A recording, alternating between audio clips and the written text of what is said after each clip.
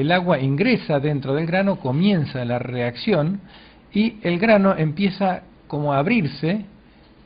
Aquí está esquematizado por estos ganchitos que se le forman, que son ligaduras que hacen que entre un grano y otro empiecen a entrelazarse y que después no puedan separarse. Con el paso del tiempo, el agua sigue ingresando, acá ya toda esta parte del grano de cemento se ha humedecido y se generan cada vez más ligaduras entre los distintos granos de cemento.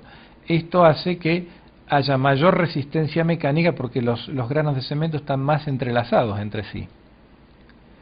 Y a medida que sigue pasando el tiempo, el agua ingresa cada vez más adentro, sigue aumentando la resistencia mecánica y esto termina cuando el agua llega hasta el centro del grano de cemento, que es cuando se logra la mayor resistencia mecánica, la mayor cantidad de ligaduras entre un grano y otro, o entre un grano y la arena o la piedra que existe entre los granos de cemento. La primera fase de esta reacción se denomina fraguado. Esto ya lo habíamos visto en el primer video de materiales aglomerantes. El fraguado era el paso del estado pastoso del material a sólido. El comienzo del fraguado, en el caso del cemento, debe comenzar después de los 45 minutos de haber tomado contacto con el agua. Aquí tenemos, en este caso es hormigón, en estado pastoso, que está siendo vertido, está siendo volcado al lugar donde va a ser finalmente colocado. La finalización del fraguado tiene que ser antes de las 10 horas de comenzar a fraguar. Es decir que hay un tiempo en el cual el material todavía está fresco en estado pastoso y hay que cuidarlo. El tiempo que tiene que haber antes del fraguado tiene que ser el tiempo suficiente para que se pueda moldear el material. En este caso, este hormigón fue llevado desde donde se le agregó agua hasta donde está siendo volcado y para esto transcurrió un cierto tiempo y bueno, el material tiene que dar esta posibilidad de ser llevado hasta el lugar donde se lo va a colocar y que pueda ser trabajado fácilmente. Durante el fraguado no debe moverse la mezcla una vez que éste haya comenzado. No tiene que suceder esto que vemos aquí, donde bueno, alguien se ha apresurado a utilizar el material y ha tenido problemas con su lujoso auto. ¿Qué pasa si se mueve la mezcla durante el fraguado?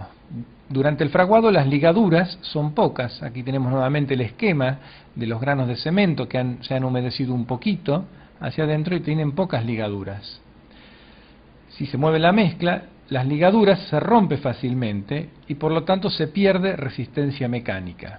Ya estos granos de cemento que se han movido no vuelven a ligarse entre sí y esta mezcla ya ha perdido posibilidad de resistir todo lo que podía resistir. Las temperaturas de fraguado son también muy importantes. Cuanto mayor sea la temperatura, más rápido va a ser el fraguado. La temperatura mínima de fraguado es de 2 grados centígrados. A los 2 grados el proceso de fraguado se detiene y puede demorar todo el tiempo hasta que la temperatura aumente nuevamente por encima de los 2 grados. Y a menos de 0 grados ya el fraguado se va a haber detenido, pero aparece otro problema, que es que el agua se congela y aumenta su volumen. Esto es un proceso físico del agua que pasa siempre, y cuando el agua se está congelando, aumenta su volumen, el agua que existe entre los granos empuja los granos separándolos entre sí y haciendo que se rompan las ligaduras. Esto en obra normalmente le llaman que la mezcla se ha quemado, que el cemento se quemó, porque el cemento después ya no resiste absolutamente nada y en algunos casos se caen los pedazos de cemento.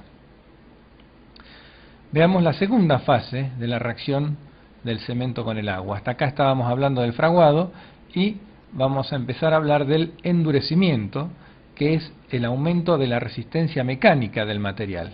Aquí tenemos nuevamente los granos de cemento cuando ya han sido humedecido bastante en su interior y hay una buena cantidad de ligaduras entre ellos. El comienzo del endurecimiento es al terminar el fraguado. La entrada en servicio es otro momento importante del cemento, que es cuando el cemento puede empezar a ser utilizado para lo que se lo tenía previsto. En este caso, recibiendo el peso, un gran peso sobre el mismo. Normalmente, en la mayoría de los cementos, esto ocurre a los 28 días de haber sido vertido en su lugar. Esta autopista tuvo que esperar 28 días desde su hormigonado hasta que pudo empezar a ser utilizada. La finalización del endurecimiento es muchos años después de que comenzó todo este proceso. Vamos a ver propiedades importantes que debe tener el cemento. La primera de estas propiedades importantes del grano de cemento, o cualidades importantes, es la sutileza, que es la finura del grano de cemento. Cuanto más fino es el grano de cemento, mejor calidad va a tener, por lo tanto, y su proceso industrial de fabricación es más complejo, más refinado, pero vamos a tener un material con muchas propiedades superiores. El fraguado es otra propiedad importante que debe tener el cemento. No debe comenzar antes de los 45 minutos de tomar contacto con el agua y debe terminar antes de las 10 horas, como habíamos visto hace un rato. La resistencia mecánica del cemento debe aumentar o mantenerse en el tiempo, nunca debe disminuir. Si un cemento pierde su resistencia mecánica, realmente se puede estar en problemas muy serios, y esto en algunos tipos de cemento, especialmente los que no son hechos artificialmente, puede ocurrir. Y la última propiedad importante es la constancia de volumen. El volumen de la mezcla de cemento y arena, o cemento, arena y piedra, no debe aumentar al fraguar o endurecerse, debe mantenerse. Y se admite una ligera retracción, esto es una ligera contracción, de medio milímetro por cada metro de material. Esto hace que en el material se produzcan fisuras. Esto siempre ocurre cuando se utiliza cemento, y esta característica debe tenerse en cuenta y provocar las fisuras artificialmente. Aquí vemos un operario con una máquina especial que está cortando el cemento, la mezcla que esto debe ser un hormigón, con una sierra especial, con un disco especial diamantado, y está cada más o menos 3 metros, está cortando el material, realizando un corte de poca profundidad. Aquí lo tenemos graficado. Esto hace que el material después quede marcado y se fisure después por aquí abajo.